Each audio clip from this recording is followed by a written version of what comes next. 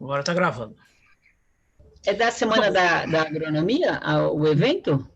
Não, não, pode deixar que eu já vou explicar já. Ah, tá jóia, desculpe. Tá? Bom, primeiro eu queria agradecer a presença de todos, né, da Alexandra que fez a abertura aí para nós e do Fortes, né?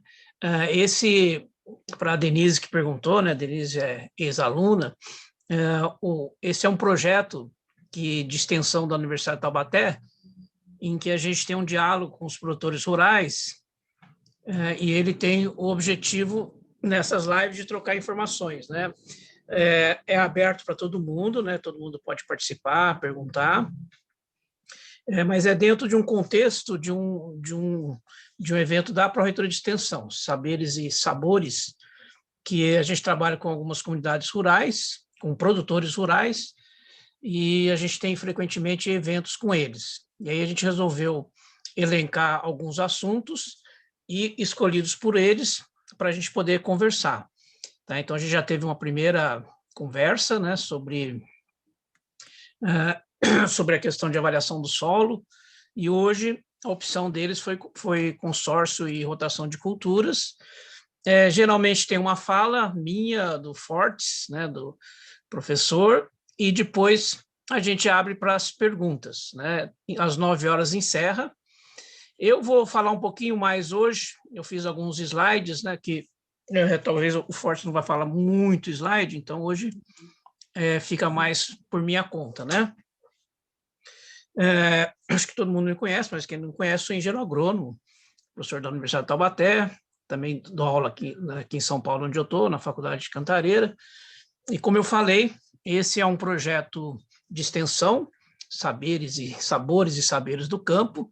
Tem o pessoal da agronomia, o pessoal da nutrição, o pessoal da comunicação, tem vários outros atores que trabalham, e os personagens principais são os produtores rurais, né, que fazem produção orgânica no Vale do Paraíba.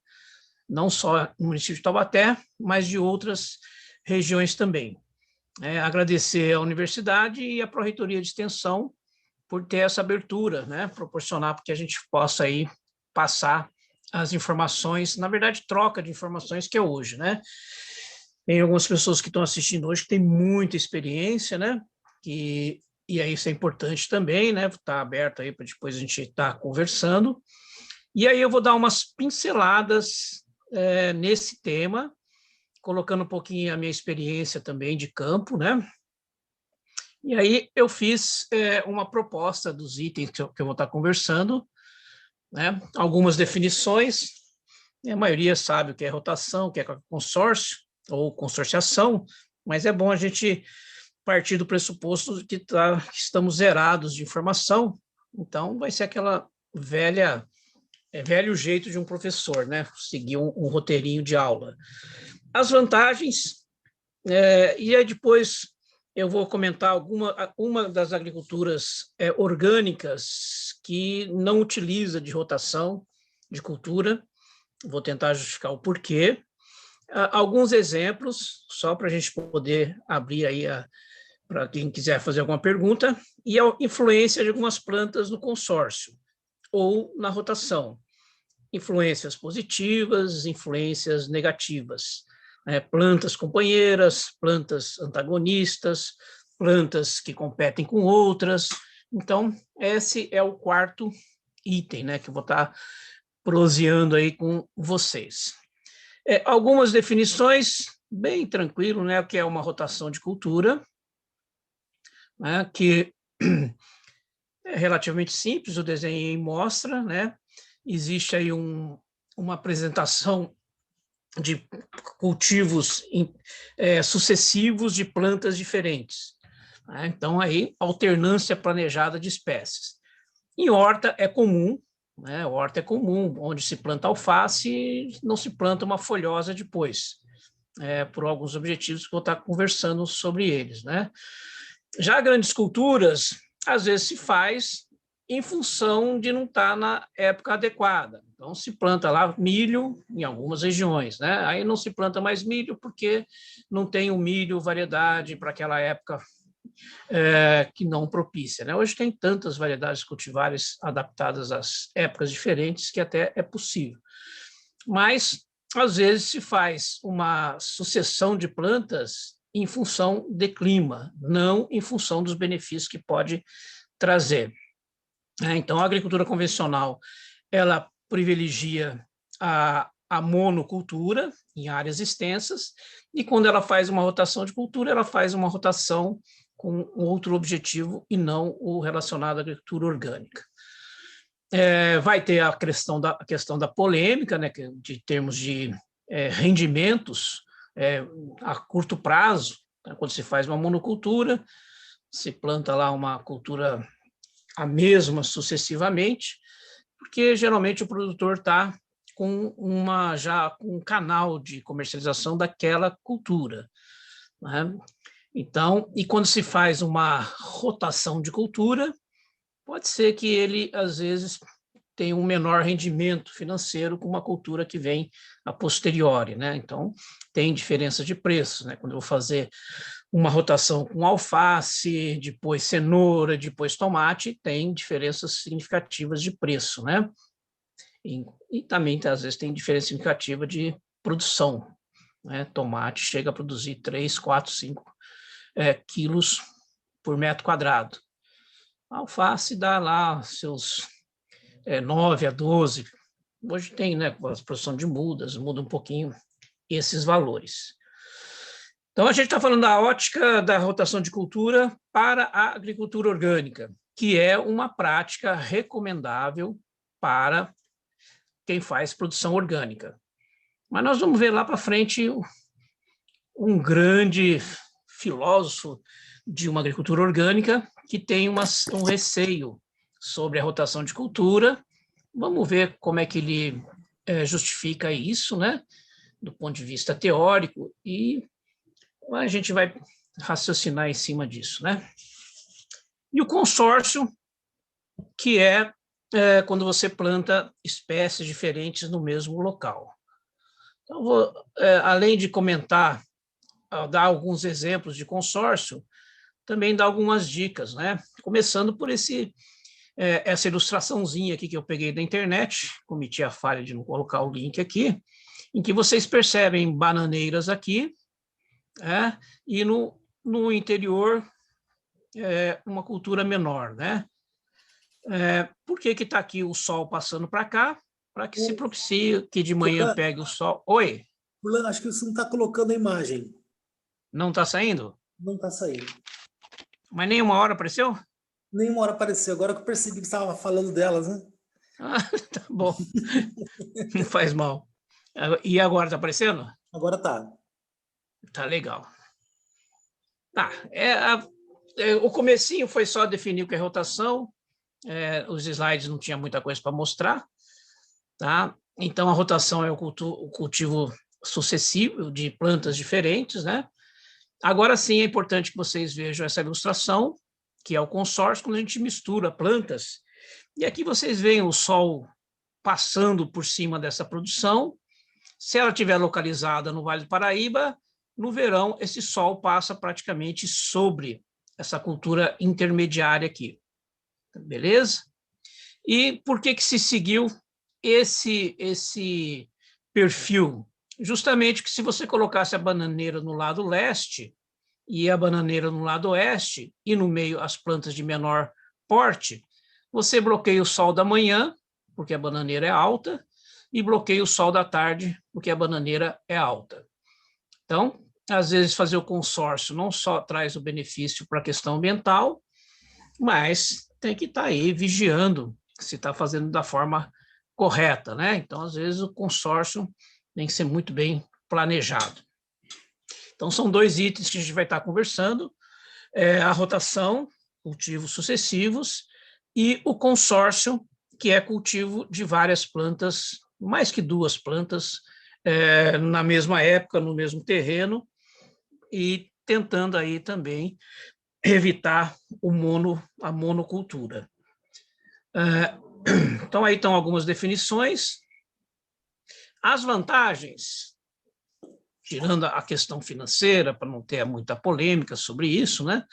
Aqui vocês têm algumas vantagens dos dois, que é a redução do impacto ambiental quando se tem uma monocultura, Então, vocês imaginam, quem já teve essa visualização de uma plantação extensa, muito extensa de soja, ou na minha região de café, muito café. Então, aí vocês têm um problema ambiental grave, né? Você tem uma redução grande da biodiversidade de animais para poder sobreviver, né? Então, poucos sobrevivem, até porque muitas áreas, né, já visitando áreas às vezes, de soja no Mato Grosso, você não vê nem áreas de reserva legal. Então, uma redução drástica de números de seres vivos no local, e aí também fica um alvo muito fácil para as pragas encontrarem a cultura, né? Lembrando que muita praga ela faz uma comunicação por meio de sinais químicos. Então, quando você tem exaustivamente uma mesma cultura, sinais químicos específicos, e quando você faz uma consorciação, você não tem, você tem uma mistura desses sinais químicos, aí bagunça a visualização, né, ou a atração do inseto pela cultura. Isso no caso de consórcio. No caso de rotação de cultura, quando o inseto começa a perceber que tem uma cultura atraente para ele como fonte de alimento, a hora que ele começa a aumentar a sua população, vem uma outra cultura que ele não tem tanta afinidade. Aí vem alguns dos conceitos que é importante, né? Fazer plantios sucessíveis de culturas que têm as mesmas incidências de insetos, de doenças, também tem que fazer direitinho. Plantar tomate, depois berinjela, depois pimentão, todas são solanáceas e todas elas têm alguns patógenos e insetos em comum. Então, aí faz a festa essa turminha aí, né? Vai melhorar as condições físicas e químicas, então você imagina que você tem lá uma cultura como, sempre colocar as hortaliças, né, que tem uma alface, que tem uma raiz que perfura menos o solo, perfura, né, mas menos do que você coloca uma cenoura que faz um rompimento maior do solo. Aí depois você pega uma outra cultura que afunda mais o solo, um pimentão, etc. e tal. Então você vai trabalhando o solo do ponto de vista de estrutura dele, vai melhorando as características desse solo. E aí tem também a questão da seletividade de nutrientes. Então, uma cultura tipo alface vai utilizar mais nitrogênio, que tem mais relação com a biomassa, com a parte das folhas. Cenoura também usa nitrogênio, mas se usar muito nitrogênio, dá muita folha, desequilibra, e a raiz tem prejuízo. Então, nesse caso, o fósforo é um elemento importante para a cenoura, para fortalecimento da raiz. Aí depois vem frutos, né? Uma berinjela, um tomate, aí vai privilegiar potássio para poder fazer a suculência dos frutos.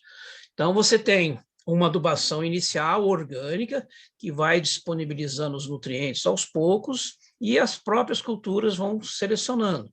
Não quer dizer que tomate, cenoura e alface também não vão utilizar o nitrogênio, o fósforo e o potássio, mas elas têm uma extração diferenciada. E aqui, uma fonte de renda diversificada, que pode acontecer, porque eu sou da época que os produtores tomavam decisão conversando nas praças, né? Tá dando muito dinheiro a cultura tal. Aí todo mundo plantava, e aí no outro ano caía o preço, né? Tinha prejuízo. Então, aquele que tem uma diversificação, ele corre menos risco. Porque a gente sabe que os preços oscilam muito durante o ano. Um pouquinho de polêmica, né? A questão da fonte de renda, porque às vezes o cara vê que aquela cultura X tem um preço estável e ele quer continuar plantando. Ele já descobriu que tem cultivar de verão e inverno, e ele quer para ter o máximo de renda. Ele pode ter mais renda, mas a área dele vai ter prejuízos. Então, aí, um pouquinho mais detalhado, a rotação de cultura. Deixa eu só segurar meu slide aqui, que às vezes ele faz o... Deixa eu só mudar aqui a transição.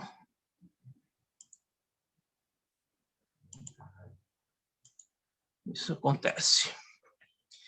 Segundo o Forte, são sacis que ficam no computador da gente, que ficam atrapalhando. Então, aí rotação nós já sabemos o que é. Isso aí vai depender muito da questão climática, não adianta, às vezes, fazer a rotação com culturas que não são adaptadas, né? Mas vamos pegar sempre hortaliça, a gente tem um grande especialista assistindo aí, o Marcos Vitorino, o rei das hortas de São Paulo. Mais de 2.000, 3.000 hortas em escolas que o Vitorino participou, planejou, coordenou. Então, vamos usar, em homenagem a ele, essas hortaliças, né? Então, você tem hoje num calendário de uma horta, boa parte das hortaliças que produzem fruto são de clima de época mais quente. Então, por exemplo, Campos do Jordão tem que respeitar direitinho, né? Senão não vai dar certo. Taubaté, boa parte do tempo é quente. Mas aí você tem essas coincidências na horta, né? No final do ano, vem essas hortaliças de frutos. Quando é verão, inverno, aí nós temos muitas folhosas para verão e para inverno. Como as alfaces avançaram muito, tem alface para verão, para inverno. Então, você pode fazer uma rotação, deixando por último tomate ou berinjela, considerando que você vai fazer o plantio no começo, né? Então, pode ver aí que a maioria dessas que dão frutos, incluindo abóbora, moranga, etc. e tal, são de época mais quente, né? Cenoura tem cenoura verão, tem cenoura inverno, Nantes, Brasília, o nome já diz que épocas que elas são. E aqui alguns benefícios que a gente já comentou, né, que eu já comentei, e essa questão da reciclagem de nutrientes, isso é muito legal, muito importante, né? E aí a gente dá chance para os seres vivos terem, sobreviver com melhor qualidade de vida, com fontes diversificadas de alimento. Tem uma coisa muito curiosa na horta, que às vezes a pessoa começa a ter as invasoras ao redor, aí ele vai lá e limpa tudo. Aí, no outro dia, alguns dias depois, pragueja toda a horta dele, porque já não tem mais fonte de alimento ao redor da horta. É óbvio que tem que ter um conhecimento, por isso que a gente está fazendo essas lives. Tem plantas de mesma família que podem transmitir virose. Então, aquela Maria pretinha, que dá aqueles frutinhos pretos, ela é interessante, ela atrai pulgão, mas ela tem algumas viroses semelhantes ao tomate, ao pimentão. Então, tem que ter um pouquinho de conhecimento para a gente planejar a rotação e a manutenção dessas plantas ao redor. Vou falar rapidinho, porque a gente vai mais trocar ideias, né? Aqui, alguns exemplos, né? Esse é o terceiro item, e aí eu vou comentando algumas coisinhas de curiosidade, né? Caso algum produtor vai querer aí implantar as ideias. Aqui, o uso de cordões vegetais tem que planejar direitinho, aquela questão que eu falei do sombreamento. Então, essas árvores maiores, se você, de repente, isola, né, fecha tudo ao redor, você pode estar bloqueando o sol aqui no meio, né? Então, tem que pensar direitinho. Daqui a pouco vem o slide para a gente calcular também a altura que pode ser, quando se a gente não tiver alternativa, tem que colocar essas árvores maiores de onde está ventando muito. Qual seria uma altura interessante para essa proteção? Então, isso aqui é de umas fichinhas, e aqui tem uma pesquisa. Isso aqui surgiu a partir de uma pesquisa do IAPAR.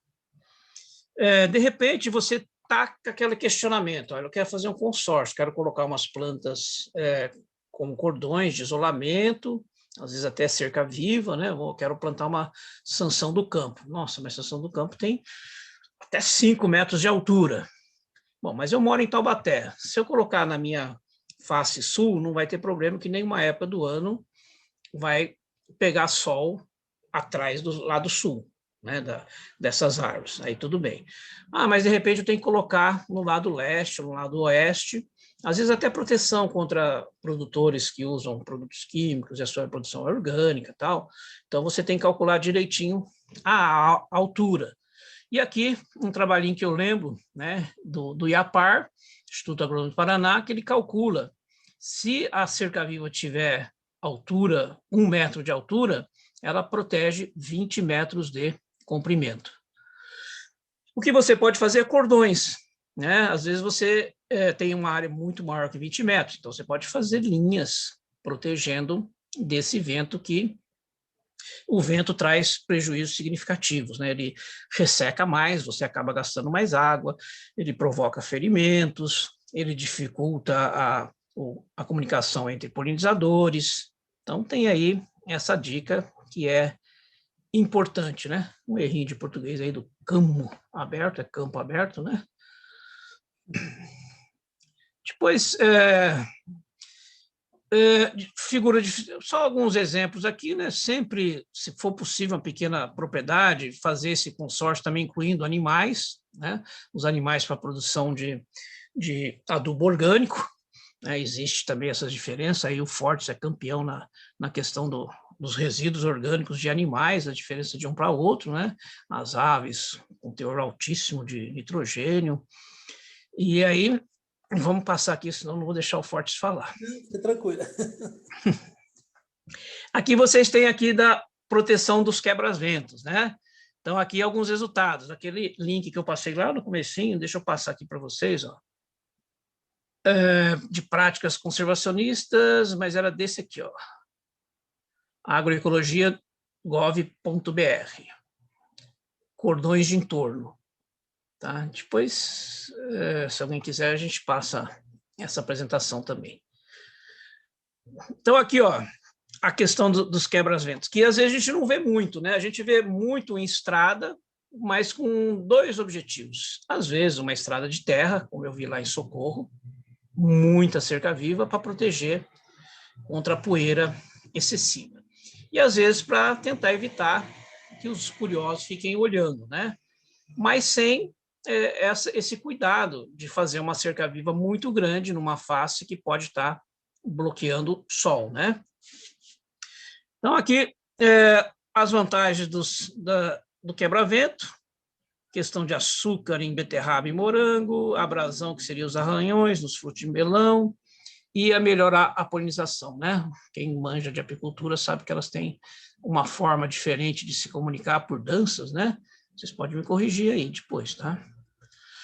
Algumas espécies que podem ser usadas para quebra-vento, e agora, se alguém não sabia, já sabe que tem que ter um cuidado, né?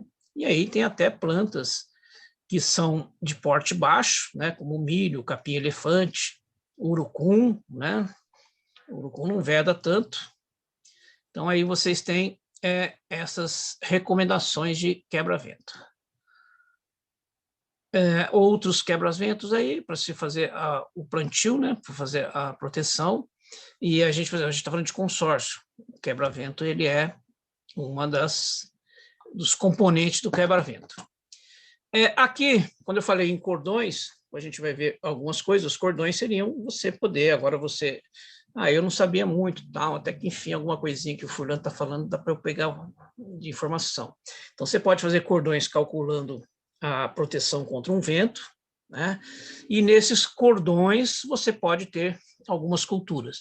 Depois que eu falar de cada espécie, eu vou falar algumas coisinhas que podem acontecer numa escolha errada, né?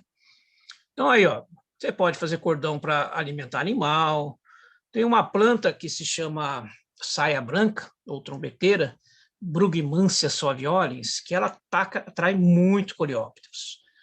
Aí você pode usá-la como uma planta isca antes do cultivo de uma planta suscetível a esses besourinhos, como o feijoeiro. E aí você aplica o produto natural, extrato natural, na saia branca. Tem umas coisas curiosas, que a saia branca ela tem algum poder alucinógeno, né? Não tanto mais como as mais primitivas, né? E, teoricamente, esses alcaloides que dão esses efeitos alucinógenos seriam para combater o inseto. Mas o inseto preferiu conviver com a saia branca, se intoxicando, porque assim os pássaros não vão atrás deles. Então, tem algumas coisinhas que rola lá nas propriedades que são curiosas, né? Deixa eu ver se tem aqui. Forte, você vê alguma perguntinha no bate-papo que eu não estou enxergando? Aí você me dá um toque. Eu vou passar rapidinho, mas aqui tem umas coisas interessantes. Ó. Rotação de cultura. Algumas indicações. Tem alguns errinhos aqui de português que eu peguei da coisa. As teráceas, né? A gente não vai colocar aí em itálico. Aqui eles colocam alguns exemplos de fazer a rotação com essas culturas, né? Como está mostrando aqui, né? Gleba 1, gleba 2, tal, vai fazendo a rotação, depois vai voltando, vai substituindo. Então, que você planta na gleba 1, você vai plantar depois na gleba 2 e assim sucessivamente. Tudo isso no mesmo momento, né? Não é esperar plantar aqui, depois plantar, não. Planta tudo essas 3 juntas e depois vai andando com elas para lá e para cá. Tá? Então, aí tem algumas vantagens de fazer isso, que é a otimização de nutrientes, controle de pragas, aí tem uma porção de detalhezinhos aí que são importantes.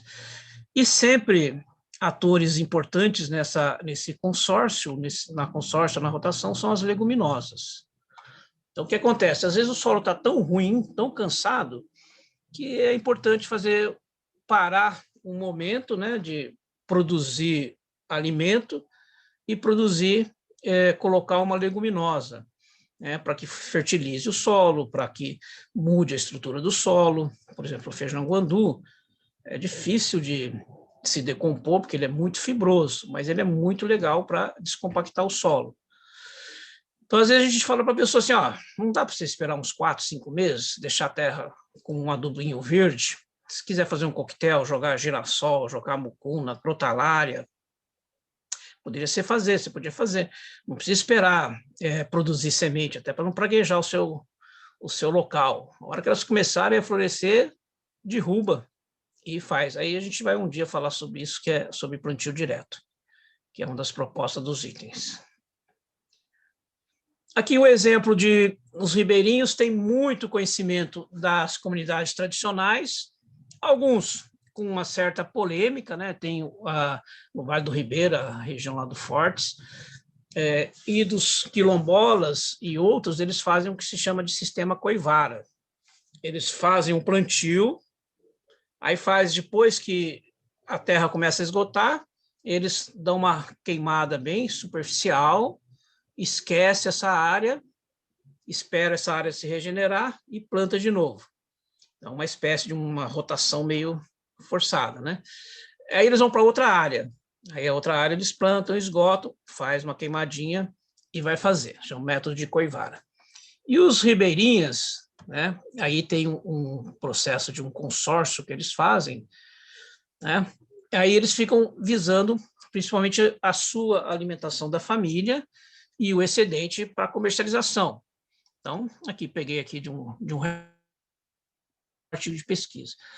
O milho cultivado para pequenas criações, depois tem a pesca, tudo bem, né? Mas quando ela diminui, o feijão vai ser destinado para ter o suprimento proteico e para venda. Sempre tendo cucurbitáceas, melancias, melão, pepino, etc. e tal. E aqui vem a parte complicada, né? Eles fazem irrigação manual. Mas está aí. Eu lembro que quando eu era muito molequinho, eu li um livrinho de antropologia, né? Metido a besta, querendo ler livro mais complicado. Eu lembro até hoje que eu fiquei, nossa, curioso lá, os índios tais, os indígenas, né? Faziam um plantio de milho, uma trepadeira e uma raiz, tudo juntinho. Eu nem pensava em fazer agronomia na época, né? Mas achei curioso fazer. Vocês vão encontrar na internet essas questões aqui de compatibilidade ou incompatibilidade, que é importante, mas a gente faz o seguinte raciocínio, né? Plantas de mesma família com mesma característica de forma de parte colhida não se dão bem juntas, né? Então, brócoli, couve-flor são da mesma família, né? Repolho, couve, da mesma família. Essas 4 são da mesma família. Mas rabanete também é da família do brócoli, mas rabanete é rizoma, então dá até para arriscar. A rúcula tem umas doenças específicas, mas tem uma lagartinha que dá na rúcula e dá na couve. Então, para não ter problema, a gente não coloca parente junto na horta. Na horta, parente junto parece que não se dá bem. Tem plantinhas que não tem muito parente, né? A beterraba, que é uma quenopodiácea, Tinha até um parente que nasceu espontaneamente, que era a erva de Santa Maria, mas recentemente mudou a família da erva de Santa Maria. Quando a gente trabalha com horta nas escolas, a gente dá umas dicas para a criançada, fala assim, olha, vocês querem saber se é planta da mesma família, vê o formatinho das sementes. Se for um formatinho semelhante, elas são parentes, né? É uma grande chance. Aí você pega lá sementes de pepino, abóbora, melão, melancia, mostra para eles, sementes de tomate, tomatinho, pimentão, berinjela, e aí começa a ver que as semelhanças estão ali na fase embrionária. Aí você fala, no planejamento essas sementinhas não vão poder ficar muito juntinhas no terreno. Então é mais ou menos isso que está colocado aqui, né? Que são parcerias folhosas com frutos, etc. e tal, mas também não vou ficar comentando tudo aqui. Algumas espécies que podem ser usadas como cordão permanente, vetiver é uma beleza até para despoluir, né? Despoluir a parte aquática. E algumas que são dos colegas da medicina veterinária, ó, capim-gordura, capim-elefante, leucena, que são plantas que alimentam o gado, tem alguns tipos de leucena, aliás, tem bastante, tem que ter cuidado, né, que tem fotossensibilidade, mas eu posso ter uma cultura e fazer um cordão com cana-de-açúcar. Vamos ver o probleminha que pode ter a erva cidreira no cordão vegetativo quando o terreno é inclinado. Calma aí, Forte, estou acabando já. Não, fica tranquilo. A influência de... Oi? Você está vindo com bastante informações, completando tudo hoje.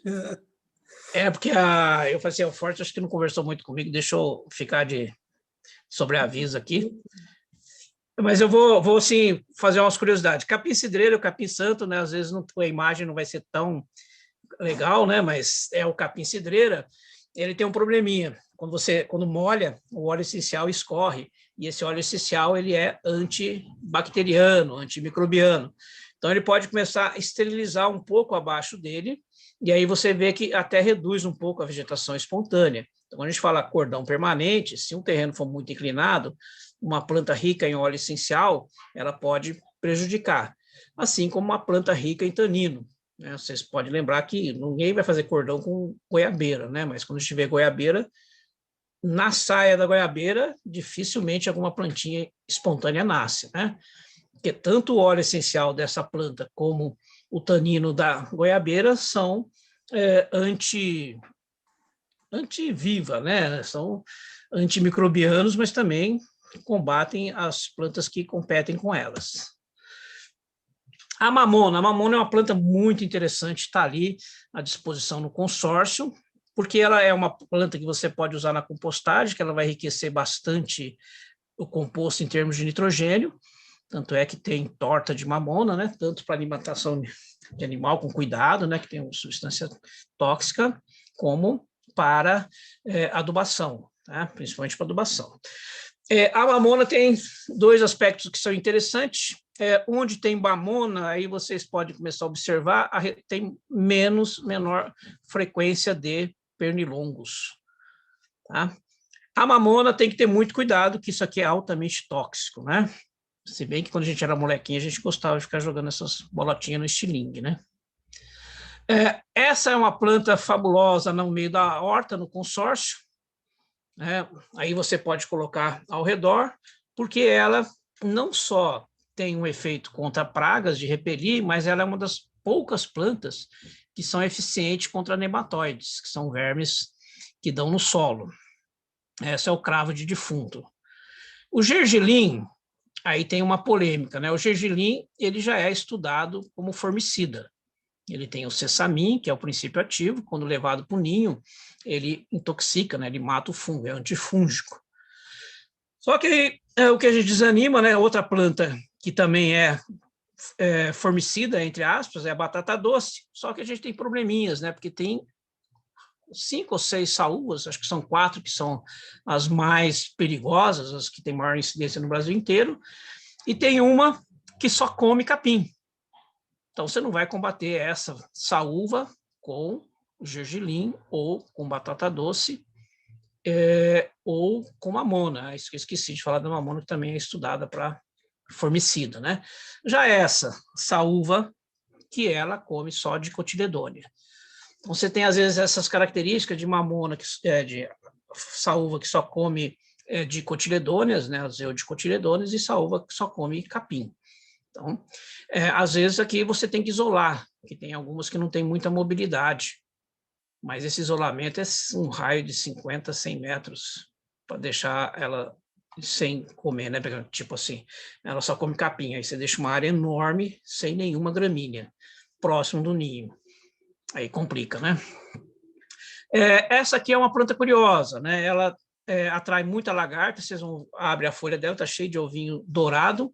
Esses ovinhos dourados viram lagarta e é a mesma que vai atacar couve e outras plantas. Parece que as lagartas descobriram isso, viu? Parece que elas estão começando a ficar alerta. Mas a gente costuma colocar no meio da horta a capuchinha quando nós temos interesse em comer couve, que aí a lagarta vai preferir a capuchinha. Essas duas leguminosas, né, crotalária, além de enriquecer o solo com nitrogênio, também combate nematóides. Os carurus, é aquilo que eu falei, eles hospedam muito besourinho, né? Quando vocês tiram o caruru, os besourinhos vão todos para a cultura com muita fome e com sede de vingança, né? Tiraram o prato principal deles. E o caruru também, quando começa a aparecer muito, que o solo está muito rico em matéria orgânica, mas se tiver só ele, tem algumas deficiências. Essa planta é muito interessante também no consórcio, porque ela atrai muito inimigo de praga. Parece que aqui fica lá uma turma grande, ávido para atacar pragas. São os inimigos naturais. Aqui ela aqui que eu já mostrei na aula passada, né? Da em solo ácido. Vou falar rapidinho, agora estou acabando, Fortes. A gente tem 3 visões dentro da agricultura orgânica, que elas têm algumas divergências, quer dizer, uma tem divergência com as duas.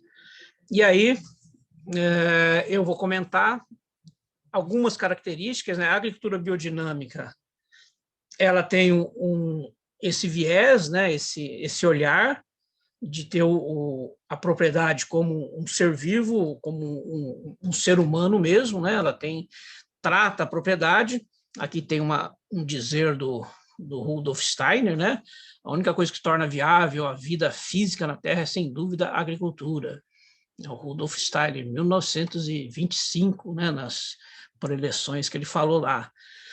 E aí, lá na época já, isso aqui já é da década de 20 do século passado, né? A agricultura está sendo afetada seriamente por toda a vida espiritual moderna. Imagina ele hoje aqui nesse momento, né?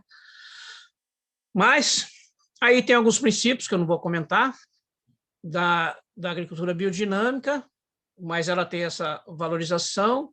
Ela utiliza muito a questão do calendário lunar, então aí tem que respeitar o consórcio, a rotação, segundo a Maria Thun, né, que faz um calendário específico para eles. E aí vem aqui a divergência na agricultura natural. O Mokichi Okada, japonês, 1932, ele não recomendava fazer rotação de cultura. Na ideia dele, com uma certa razão, ele dizia, olha, a cultura tem que se adaptar ao local e o local tem que se adaptar à cultura. Então, às vezes, pode ser que vocês observem alguém que é da agricultura natural, da igreja messiânica, radical, Mokichi Okada, ele não fazendo rotação de cultura. Algumas pesquisas atuais demonstraram que tem uma certa razão, porque acontece o seguinte, você coloca a cultura, as pragas chegam primeiro, depois que as pragas começam a atacar a cultura, vêm os inimigos da praga e começam a tentar equilibrar. Aí o que acontece? Quando você faz rotação de cultura, você tira aquela cultura. Aí os inimigos naturais perdem todo aquele tempo de tentar se equilibrar com as pragas. Então, na concepção dele na época, 1932, é que a cultura ia se estabelecendo, se adaptando ao solo, o solo se adaptando à cultura, e o equilíbrio entre os inimigos naturais e as pragas. Tá? Então, só a agricultura natural, se bem que quando veio para o Brasil, mudou um pouquinho, né? Aqui a Ikebana, que é uma das agriculturas natural. E aí o Mokichi Okada, né? falando sobre algumas coisas do valorização. Todos eles valorizam muito o solo, né? E esse é o radical do consórcio, né? Que é o Mollison, que prega a agrofloresta, né? A agricultura bem no modelo florestal. Vou passar que tem muita coisa, né?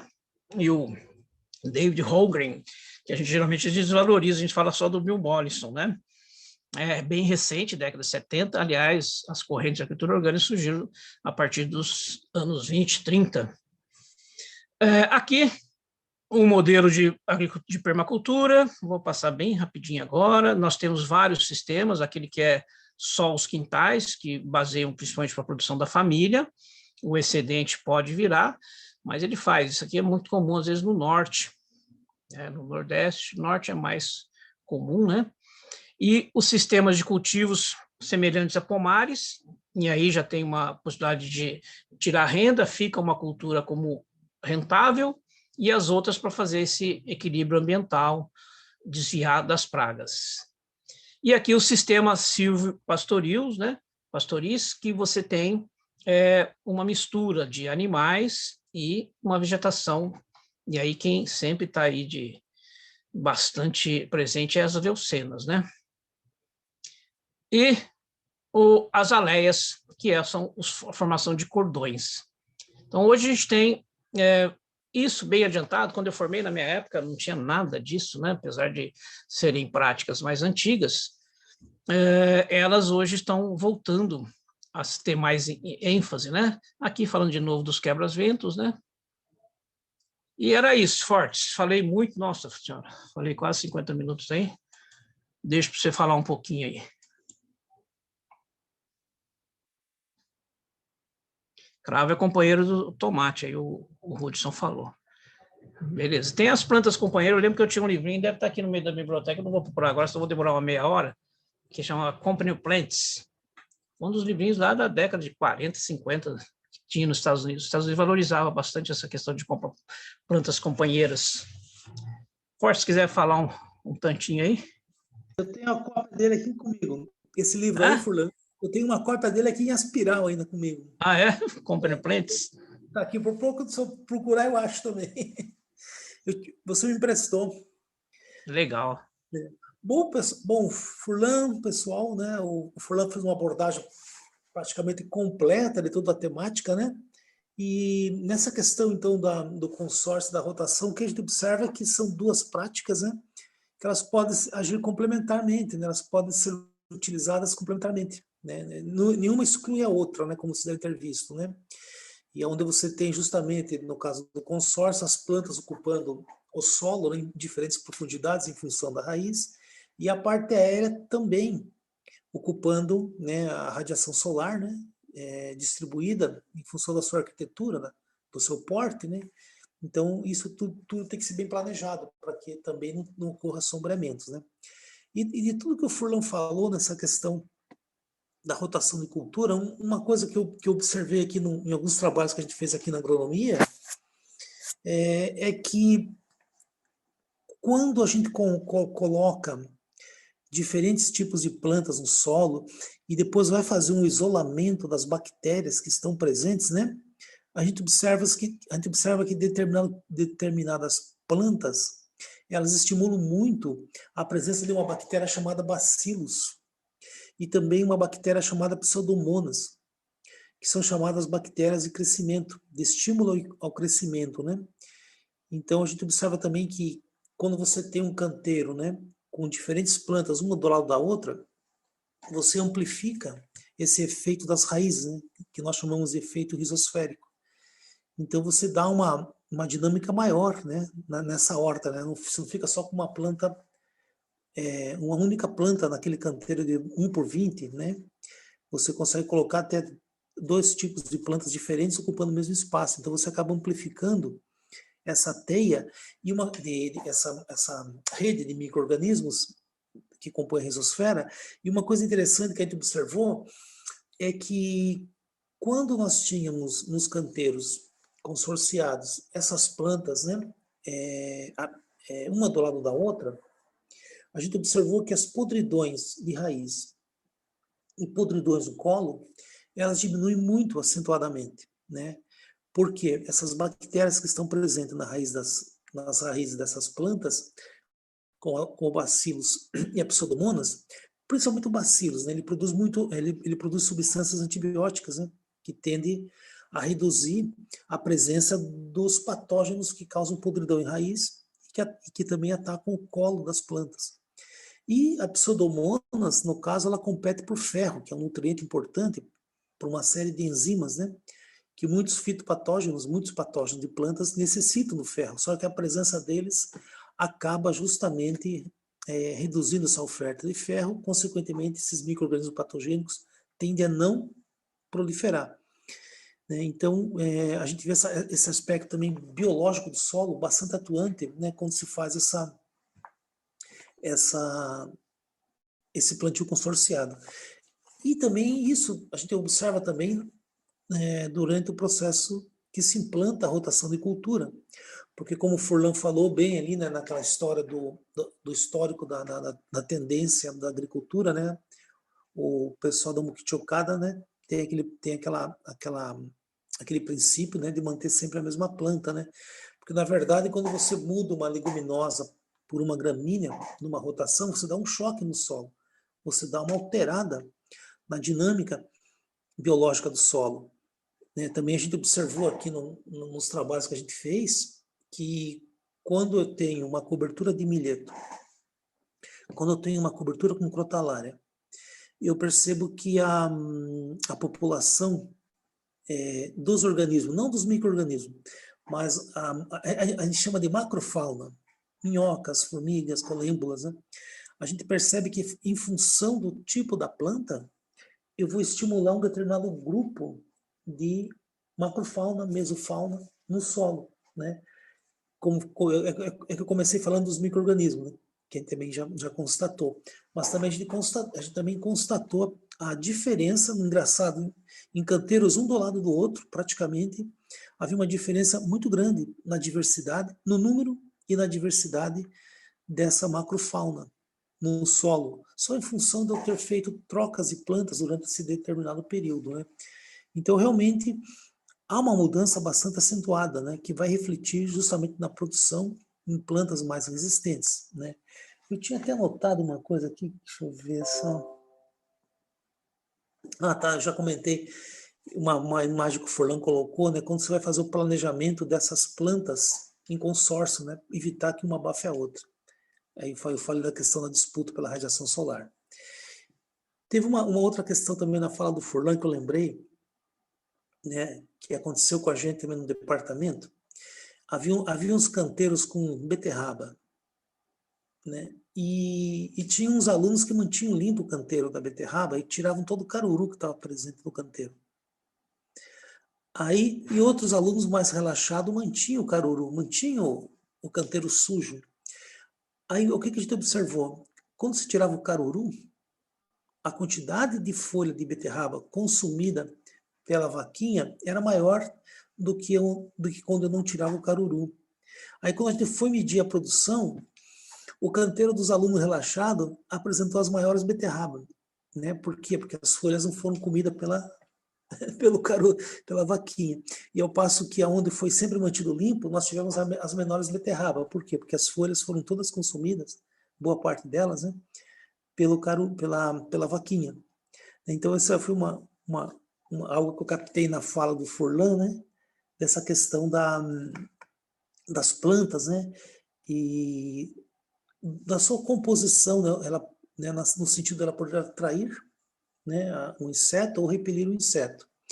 Um outro também trabalho que a gente fez lá no café foi com a crotalária, né? O que a gente percebeu? Nós tínhamos um problema de nematóide no solo, né? Nematóide não é micro-organismo, ele pertence à macrofauna também. E a gente observou que os nematóides, eles penetravam na raiz da crotalária, né? E, consequentemente, o índice de raiz de café infectado com galhas, né, proveniente da infecção do nematóide, era muito menor nos locais que tinha crotalária na rua, né? Então, é um consórcio muito interessante quando você tem esse problema, né, desse organismo no solo, né, o nematóide. Também o Furlan abordou ali uma coisa também complementar que a gente também notou e observou, é a questão do cravo, né? Realmente o cravo, ele também atua sobre os hematóides. Nesse caso é porque ele não que ele atraia, mas porque ele libera substâncias, né, que vai repelindo o nematóide, né? Então vai espantando. E a crotalária, ela atrai para dentro das suas raízes e lá dentro ela não deixa a larva atingir a fase juvenil, né? Então a crotalária também tem essa, ela atrai e inibe depois, né, a própria larva do nematóide, né?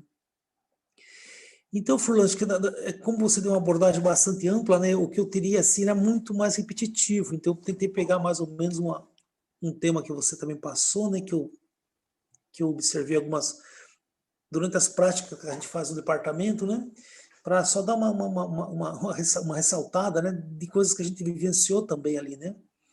Legal. E a parte nutricional também, né, você pega as plantas, diferentes plantas que ocupam o mesmo espaço, muitas delas, dependendo do seu sistema radicular, não vai competir por nutrientes, né? Então, Sim. isso também observa bastante. Quando você vai fazer uma análise dentro da partéria e raiz, você nota bem essa diferença. Então, acho que seria mais isso, Fernanda. Tá. Eu complemento algumas coisinhas. Eu não achei o Company Plants aqui, mas achei um livrinho que é interessante, que é de Portugal, para vocês terem uma ideia do título. O título do livro, As Cenouras Amam os Tomates. É um livro para leigo, né? Mas é um livro bastante interessante. E um outro que chama Company Plants, né? Esse tipo de publicação não é muito comum no Brasil. Tem outros aqui, mas o Forte começou a falar, eu fiquei prestando atenção. Queria falar assim, umas coisas que eu acho importantes. Tem um livro do professor Altieri, que é o Bambambam Bam Bam da Agroecologia. É uma coisa assim, bastante interessante, que a gente espera chegar nesse nível de aproveitamento de plantas. Tem lá uma planta que nós não temos no Brasil, não é comum, que chama Borago officinalis, que chama boragem. Aí ele é um livro muito interessante que mostra bastante prática a justificativa do porquê. Aí ele percebeu que algumas espécies, quando você coloca ao redor, elas não alteravam a questão de inimigos naturais. As pragas continuam no seu desempenho negativo, né, com relação à planta atacando. Aí ele percebeu que essa espécie, quando ela estava no ambiente, aumentava mais a frequência de inimigos naturais. E é interessante, né, que a justificativa dele, e é plausível, que os inimigos naturais, eles têm uma fase em que eles se alimentam das pragas, né, dos insetos, né, por exemplo, alguns como joaninha, tesourinha e vários outros inimigos naturais, eles se alimentam preferencialmente de uma praga. Mas em momentos em que não tem pragas, eles preferem, por exemplo, o pólen, né? Se alimentam do néctar. Aí o Altieri mostrou uma coisa que é importante, né? Que essa planta, o androceu, que é a parte masculina, eles quase se encontram e a questão do alimento do inseto fica abaixo desse androceu. E essa abertura só era o suficiente para o inimigo natural entrar. Então, o inimigo natural conseguia se alimentar, se fortalecer, e a praga não conseguia usufruir desse alimento intermediário. Então, ele mostra no capítulo essa vantagem de algumas espécies perante as outras, né? Que é a questão de você fazer o planejamento, né? O que o Forte falou do caruru, isso é uma coisa comum de acontecer. É uma outra curiosidade, né, de citar algumas plantas dentro desse universo de companheirismo e de antagonismo. Existe uma planta que é chamada de erva de São João, que é Ageratum conizoides. Então, se alguém quiser ver, deixa eu ver se eu consigo achar uma imagem aqui. É uma planta interessante porque na horta, deixa eu colocar aqui, Ageratum, e já compartilho a fotinho dela aqui. Aqui achei as imagens aqui, deixa eu botar no Google que é mais fácil. Que são as plantas que são têm um efeito que a gente chama de efeito alelopático, que elas inibem o crescimento das outras. A alelopatia pode ser tanto positiva como negativa, mas essa planta ela é uma planta curiosa, né? Deixa eu mostrar agora, dá para eu compartilhar a tela aqui. E está aqui, ó. Essa planta aqui, ela me revela algumas coisas, né? Primeiro, se eu quero saber se o cara é bom de prática de campo ou não, ela, principalmente nas regiões mais sul-sudeste, né? Ela vai rareando para o norte e para o nordeste, então seria injusto. Então a gente fala assim, você conhece a planta? Ah, conheço. Como é que você chama? Eu chamo de erva de São João. Ah, então você deve ser da região de São Paulo, etc. Não, eu chamo de mentraça. Ah, então você deve ser da região do Paraná, Rio Grande do Sul. Ah, não, eu chamo de picão roxo, caatinga de bode, caatinga de barão. Ah, então você deve ser mineiro. É uma planta que a comunidade valoriza muito. Aí cada comunidade adotou um nome, sempre com alguma característica da planta, que ela tem um aroma muito forte. É uma plantinha que na horta ela tem uma importância curiosa. Ela hospeda muito inimigo de ácaro. Então, os ácaros, como eu falei, na entre-safra, né, quando não tem alimento, eles ficam aí se alimentando dessa planta. Começa a ocorrer ácaro, eles saem e vão em direção aos ácaros pragas. Só que ela tem um efeito alelopático muito forte, ela não deixa se desenvolver muito bem quem fica ao redor dela. Né? Então, as suas raízes emitem compostos que são tóxicos e dificultam a germinação. É uma plantinha que, às vezes, a gente faz extrato dela para fazer teste em sementes, né? E ela diminui bastante a porcentagem de germinação.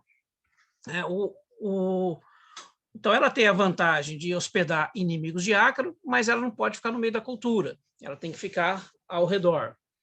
Uma outra plantinha, aliás, na veterinária é usada para infecção de útero da vaca, ela é utilizada para indicar os melhores solos que tem, onde tem árvore de São João, significa que o solo está bem cultivado. Às vezes é confundida com uma que chama Eupatorium. Deixa eu ver se tem aqui um Eupatorium. Aí vocês vão diferenciar pelo aroma. Deixa eu ver aqui. Ó. Às vezes alguns confundem com essa planta aqui, uma de cor mais azulada. Bom, vai ser aí, logo aparece aí um azulzinho, mas não sei. Em algum estágio, às vezes ela confunde com essa aqui, etc e tal. Para saber a diferença, é só espremer a folhinha. Se tiver um cheiro forte, é o nosso Ageratum conizoides. A Maria Pretinha que eu falei, que é Solanum americanum, ela é interessante na horta quando você não vai plantar Solanácea, né? Quando você não vai plantar nenhuma parenta dela, né? E que seriam as parentes dela? Tomate, berinjela, giló, né, são solanáceas. Pimentas ardidas são solanáceas. Ela fica com uma virose, mas ela é uma planta interessante, que se você não for plantar solanácea, os pulgões preferem ficar nessa plantinha aqui, que a gente chama de erva moura ou Maria Pretinha, que também é interessante na horta. Aqui tem até um sintoma que parece de ácaro. Ó. Tá? Outra planta que a gente acha interessante manter no meio de uma horta são as serralhas. As serralhas, elas são comestíveis, tem aí um probleminha hoje que estão adiantando, aí, que tem um alcaloide que é hepatotóxico, tanto na serralhinha como na outra serralha, né? Essa aí é a serralhinha, que é Emilia sonquifolia, e tem a serralhinha que troquei, essa daqui é a Sonchus oleraceus, e a serralhinha que está aparecendo aqui é a Emilia Forsberg, e tem a Emilia sonchifolia. Bom, mas aí não precisa desse detalhe todo. Mas essas plantas, elas são altamente atraentes para pulgões. Pulgão não gosta de caule muito duro, então elas são bastante atacadas por pulgões. De novo, uma outra plantinha que pode você colocar na sua horta, deixar ao redor. Essa questão de ser hepatotóxica, são duas ou três pesquisas só, duas com essa daqui e uma recente com essa daqui, mas quem tem uma predisposição a ter problemas hepáticos, não vamos alardear, porque às vezes eles fazem pesquisas com dosagens muito altas, né? E aí pode exagerar no alerta de intoxicação. Firmeza? E aí, vamos voltar lá agora. Onde que eu estou? Estou aqui. Às vezes me pergunto. Deixa eu ver se tem alguma outra planta que eu acho interessante. O feijão guandu, eu comentei da questão do solo compactado, né? De vocês terem aí a necessidade de solo. Vamos botar aqui, ó, feijão guandu. Também serve para alimentação animal, né? Então aí, ó, uma plantinha de porte alto, diferente de uma mucuna, né? Uma mucuna. Aliás, uma coisa curiosa, o pessoal falou muito de crotalária para dengue, né? E aí é uma coisa que é polêmica, né? Porque a crotalária, ela não casa onde ela se ambienta com o bichinho da dengue.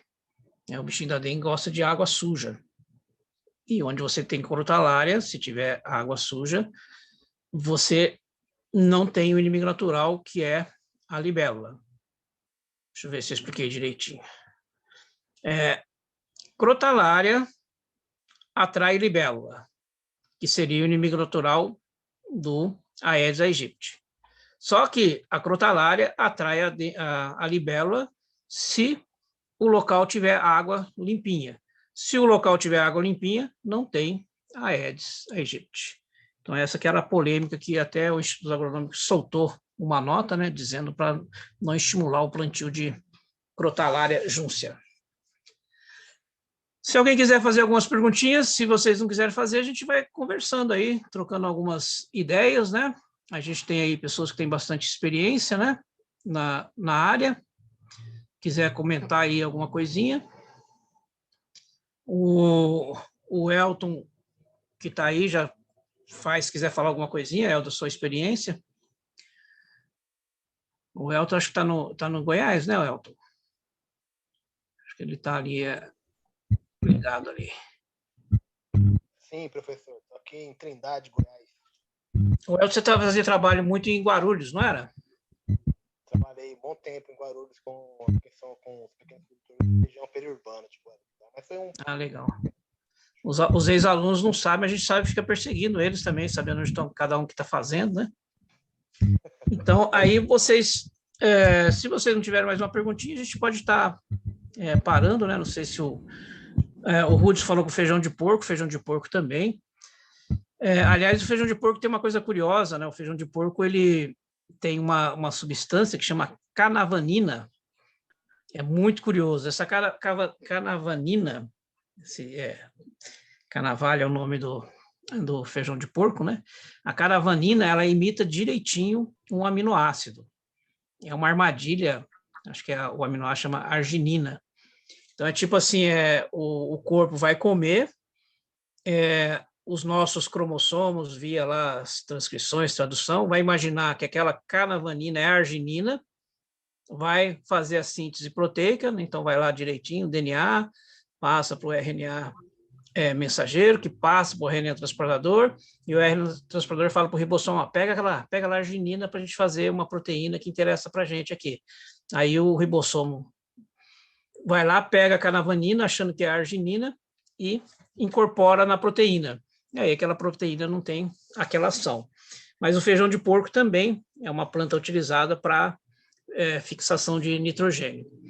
Hoje as que mais usam, aí o Fortes que domina bem isso, acho que é mucuna, crotalária, né? Você fez lá um trabalho lá acho que ali no espaço ali, Monteiro Lobato, não foi? Vocês plantaram?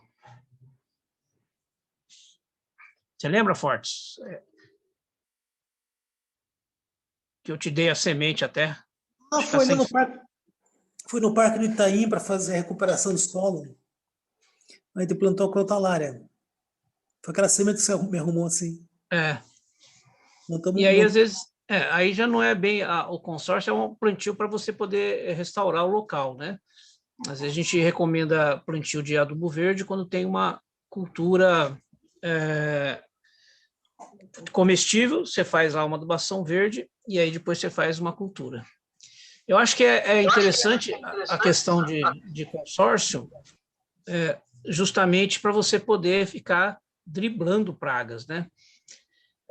Eu acho interessante o Mokichi Okada, acho que a Denise tinha lá afinidade lá com a Igreja Messiânica do ponto de vista da agricultura natural, eu lembro. E aí a gente fica pensando, né, o Mokichi Okada, até por força é interessante também, o Mokichi Okada, ele não recomendava, aliás, ele não permitia que se usasse resíduos de animais na compostagem. Aí ele fazia 3 coisas que eu acho que depois vieram à tona e tem uma certa lógica. Resíduo de animal, e aí você tem uma liberação muito grande de metano, gás carbônico. A Mokichi Okada não deve ser usado resíduo animal, né?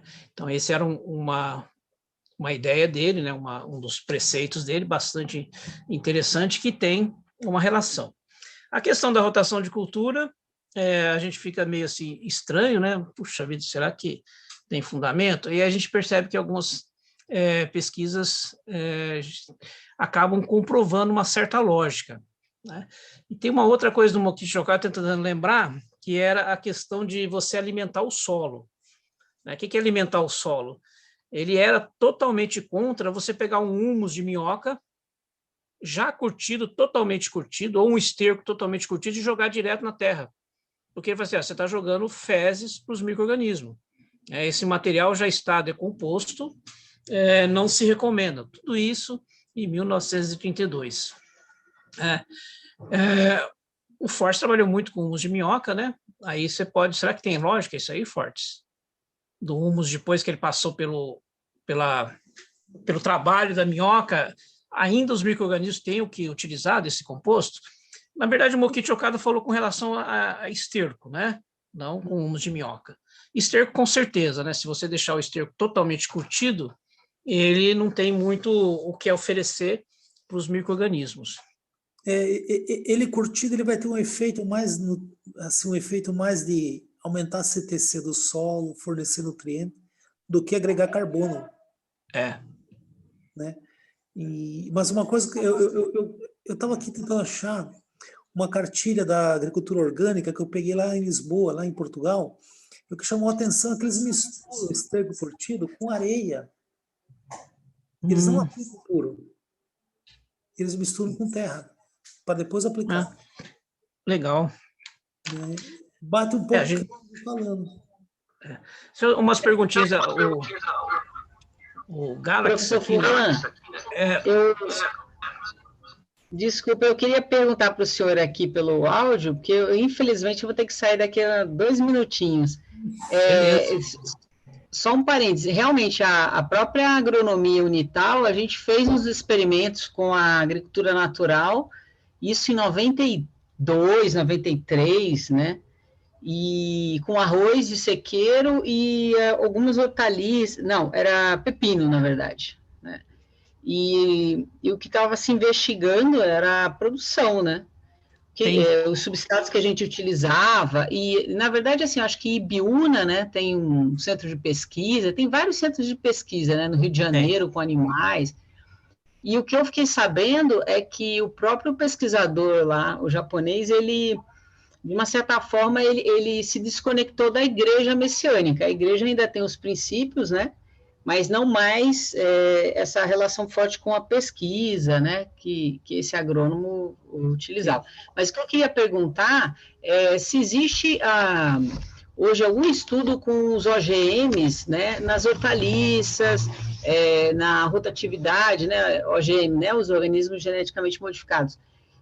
Assim como tem para o milho, né, existe alguma coisa nessa área? Já existe? A agronomia unital pensa em fazer algo? Como é que está isso? E agradecer e parabenizar aí vocês. Eu acho que de hortaliças não tem muita hortaliça genética, transgênica ou OGM, né? É difícil achar. O que a gente vê no caso dos OGMs, eu tenho uma certa ressalva na questão da nutrição humana, né? Porque a gente sabe que quando a gente se alimenta, o nosso organismo reconhece o alimento via o DNA, a expressão, né? E aí, quando você tem uma incorporação de uma parte de um outro organismo, de uma bactéria, né? Faz lá o corte lá do plasmídio, etc. tal, incorpora no DNA. A minha ressalva será que o corpo nosso reconhece isso como aquele alimento que está acostumado a comer, né? A questão dos transgênicos, outra ressalva que eu tenho, é a questão da contaminação dos centros de origem, né? Como imagina o milho chegar numa região como é o México, que é o centro de origem, né? E o segundo, que os transgênicos, algumas pesquisas, aí é muita polêmica, né? A gente defende, o pessoal defende os dois lados, mas tem muita pesquisa que mostra que não teve um barateamento, né? Não teve uma redução de custo como o pessoal alardeia, né? Então, aí você tem coisas bem específicas, né? Transgênico da soja contra uma lagarta, contra um herbicida, muito específico. Então, a gente é suspeito, eu respeito, né? Assim como professor, a gente tem ex-alunos que trabalham em multinacionais, que se dão muito bem, com bastante argumento. Mas eu falo para todo mundo, ó, cada um segue uma filosofia, não entra na questão de criticar. Por exemplo, eu não vou discutir com um vegano, com um vegetariano, se ele tem razão ou não. Às vezes é dentro da filosofia dele aquela corrente. Mas na questão do transgênico, é o futuro, né? Vai ser boa parte dos alimentos vão ser transgênicos, mas eu tenho essa ressalva. Já teve comprovação de problemas de intoxicação grave, câncer, com salmão transgênico, né? Mas a gente fica vendido, né? Uma vez eu participei de um congresso de entomologia e um grande pesquisador, a gente conversou nos intervalinhos, ele falou assim para mim, olha, a gente tem uma opinião, mas tem tanta empresa que sustenta a nossa pesquisa que a gente fica com o pé atrás de fazer crítica. Então, aqui em off a gente conversa, mas na hora de falar um Deus nos acuda, né? Mas você tem pesquisadores que não têm esse problema, que é o Altieri, o outro lá, o Griezmann, que são pessoas que são independentes. Aliás, a Universidade de Berkeley forma não só o Altieri, como também o Chomsky, né? São pessoas que são altamente independentes de sustentação de empresas, né? São pessoas brilhantes dentro da área deles. Mas os transgênicos, agora, em hortaliça, eu não estou lembrando. Eu sei que já teve tomate, morango transgênico contra frio, para resistir ao frio na coisa, foi um Deus os acuda quando surgiu. Sementes Terminator também, que foram depois proibidas, depois no Brasil se levantou a discussão, mas ainda transgênicos na horta não tem, né? Pelo menos que eu saiba, tem pouquinhos, muito pouquinho, mas não ainda em termos de produção. Aqui no chat... Obrigado, professor. E bom te ver de novo aí. O professor Caporal, né, que o senhor estava falando, o professor Caporal, infelizmente falecido, lá da Universidade Federal Rural de Pernambuco, né, um dos precursores da agroecologia no Brasil também, com certeza ele batia de frente. Muito obrigado. Parabéns mais uma vez. Tem aqui o colega que fala da leucena. Leucena, na verdade, são vários tipos, né? Não só causa gases, mas ela também tem, acho que, fotossensibilidade.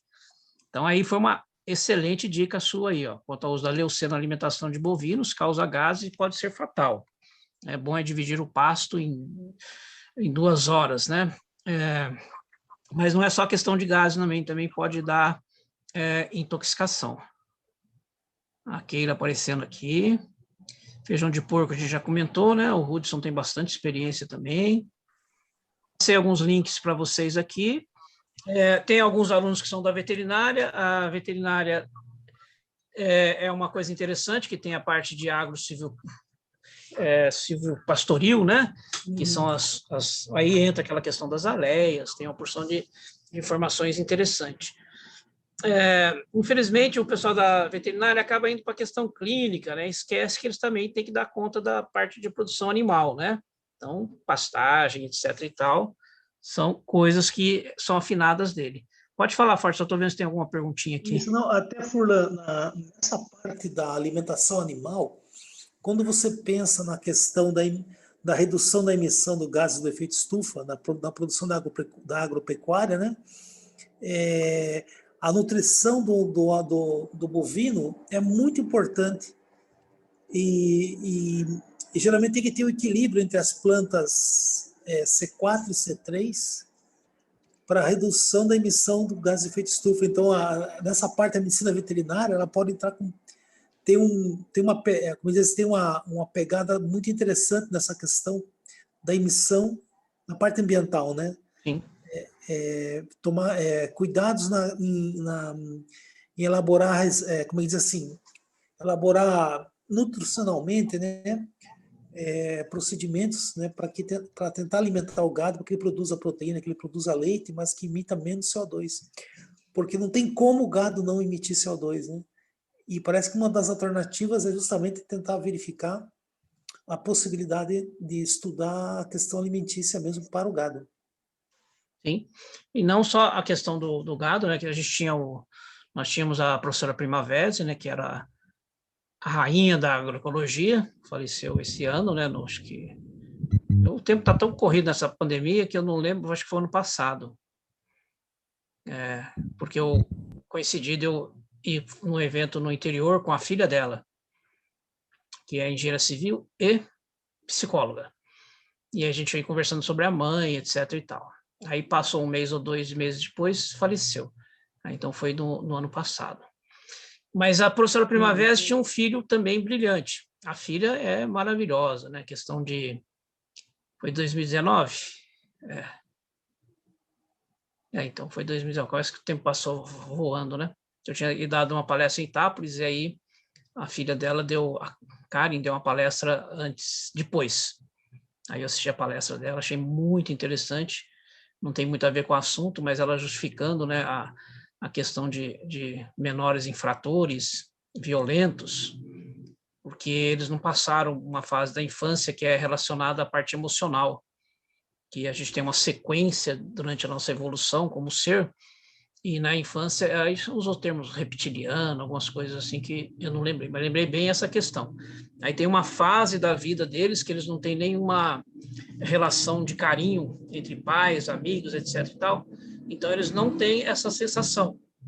Aí eles tornam-se frios, porque não tiveram essa fase.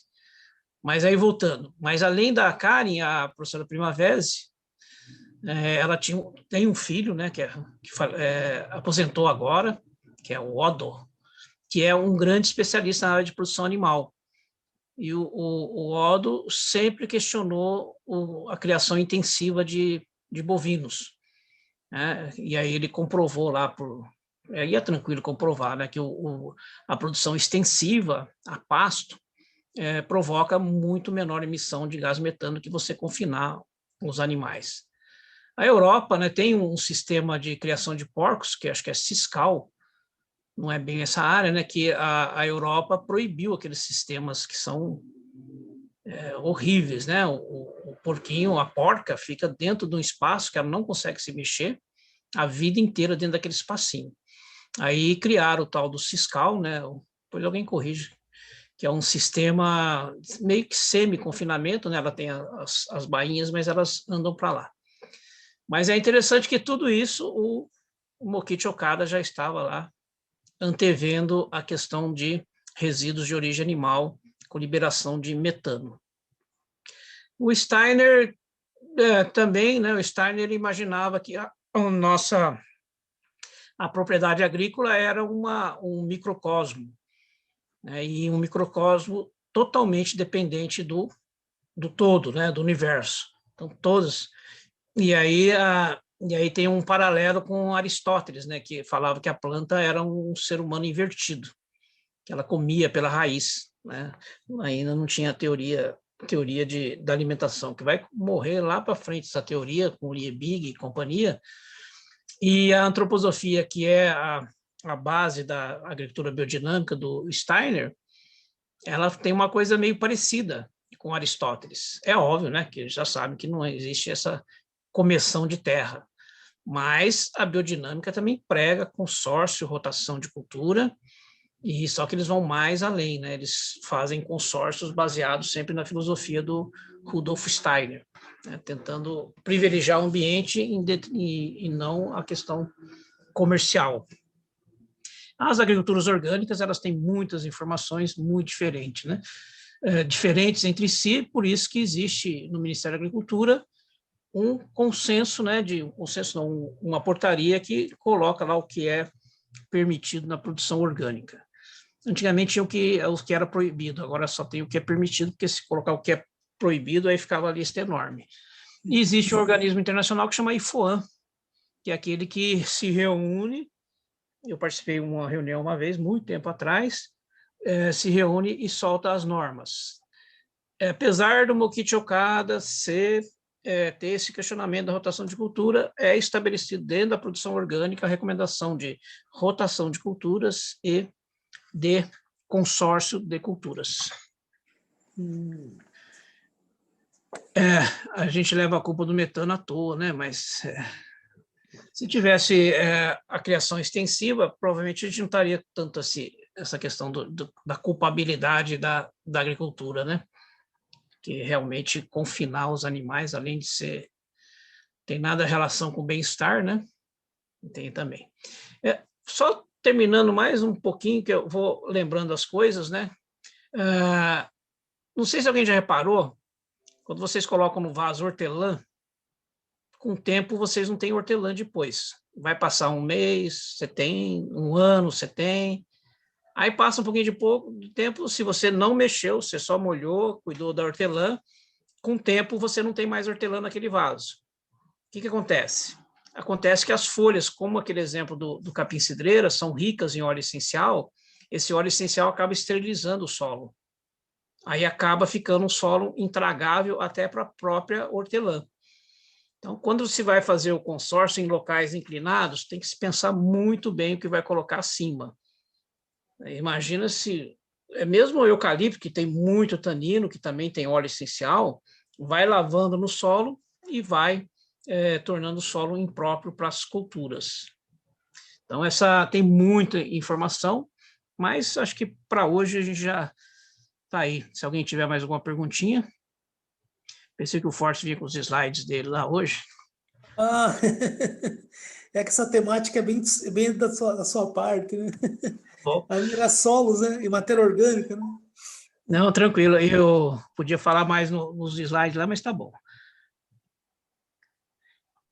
Faz um curso. E não esquecer de vocês colocarem o nome inteiro e o e-mail, né? Para a faculdade depois fornecer o certificado de cada live que vocês estão participando, né? A Alexandra, que é a nossa coordenadora, depois ela dá um jeitinho de passar para vocês. Tá? Hoje a gente deu uma introduçãozinha, né, sobre a questão de consórcio e rotação, que dá para vocês fazerem em casa também.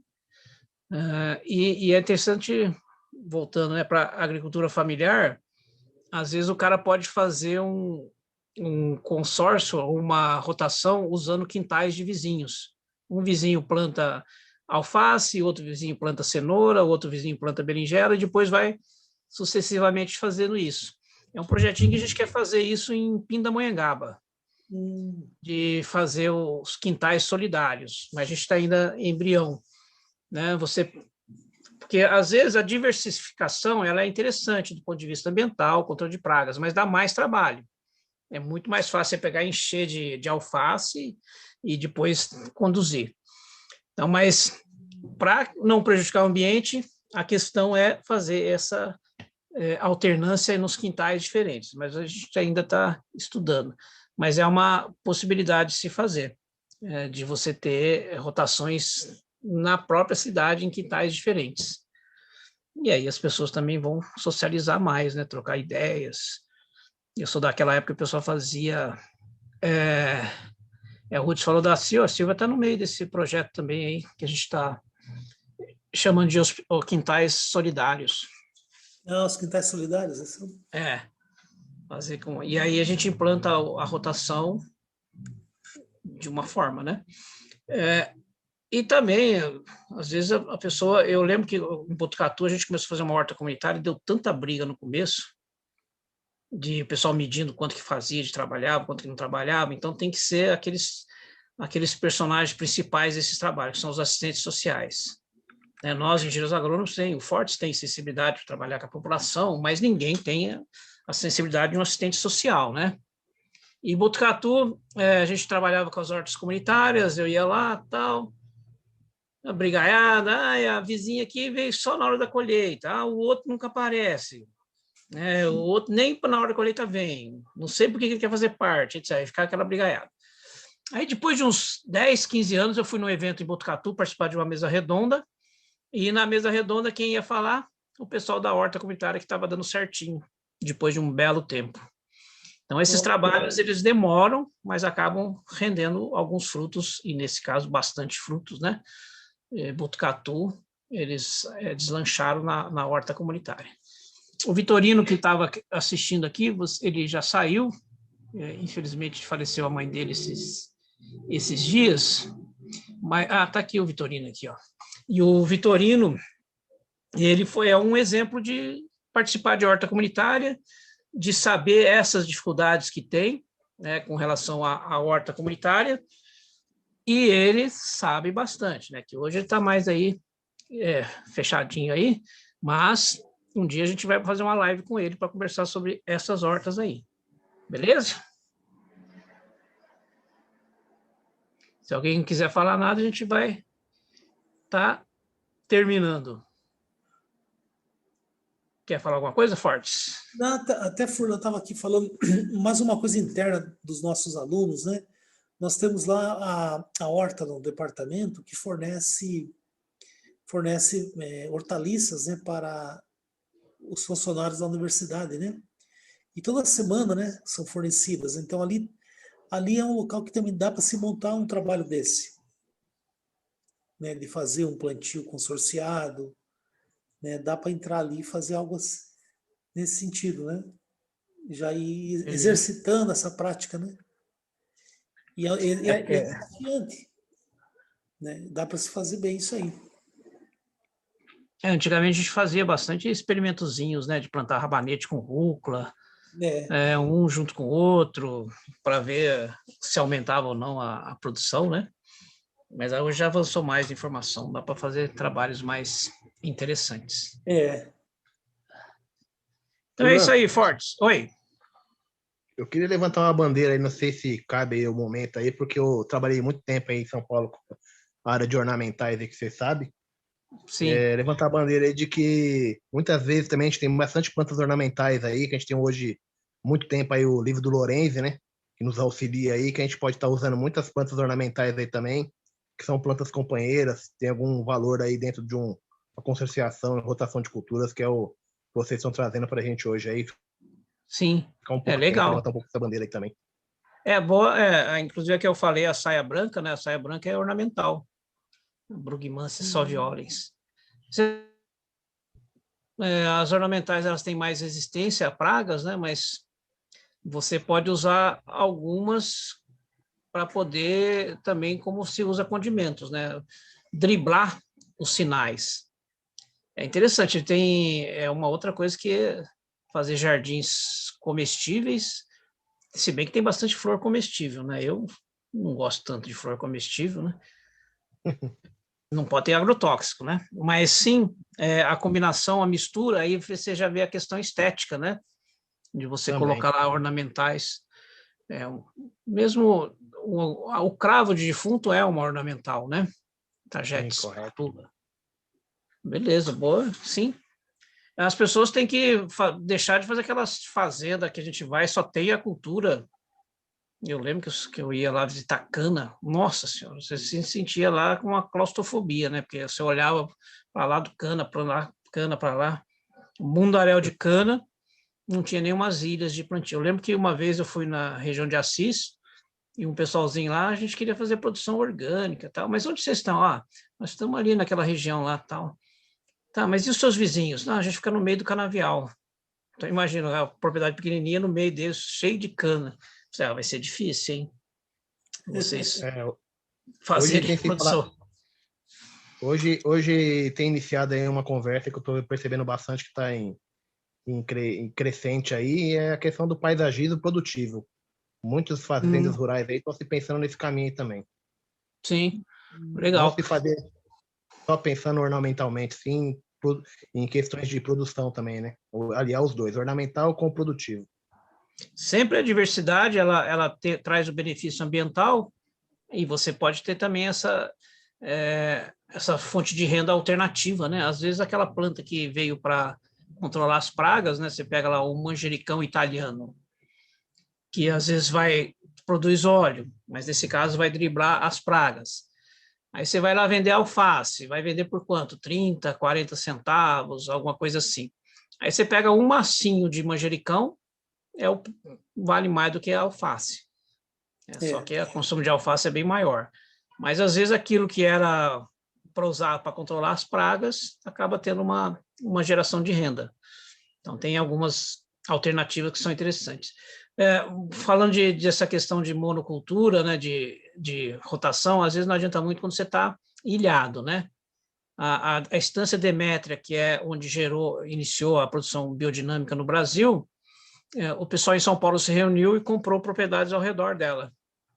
Aí foi deixando ela no meio ali, né, com vizinhos, e aí depois também os vizinhos que foram comprando também foram todos eles já imbuídos dessa ideia mais natural. Mas quando se fica ilhado é complicado, né? Mas dentro de uma área urbana dá para se pensar nisso.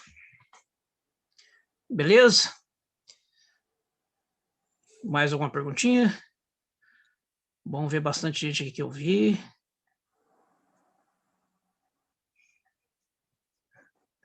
Deixa eu ver se tem mais alguma perguntinha aqui. A Keila sempre atenta aqui, né? A Keila também conhece bastante punk. Não, essa é legal.